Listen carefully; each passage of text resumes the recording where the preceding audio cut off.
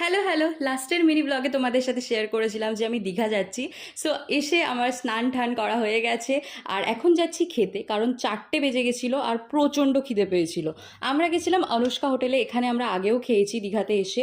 আমি অর্ডার করেছিলাম চিকেন থালি। So chicken থালিতে ছিল ভাত, ডাল, শুক্তো, মিক্সড ভেজ, চাটনি পাঁপড়ও লাস্টে দিয়েছিল। আর এই যে এটা হচ্ছে চিকেনটা, এটা খেতে অসাধারণ ছিল। এরপর আমি চলে গেলাম হোটেলে, কারণ একটু রেস্ট নিয়ে, মুখের অবস্থা থেকে বুঝতেই পারছো।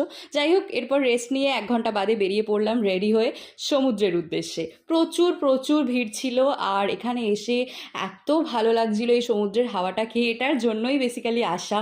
তো এরপর অনেক কিছু খেয়েছি, ফার্স্টেই এই জুসটা খেলাম, এটা খেতে বেশ রিফ্রেশিং ছিল। এরপর এই স্টলটায় গিয়ে আমরা ভেটকি ফ্রাই, কাবাব, আরও অনেক কিছু খেয়েছি, সেগুলোর ছবি আমি এখানে দিয়ে দিচ্ছি।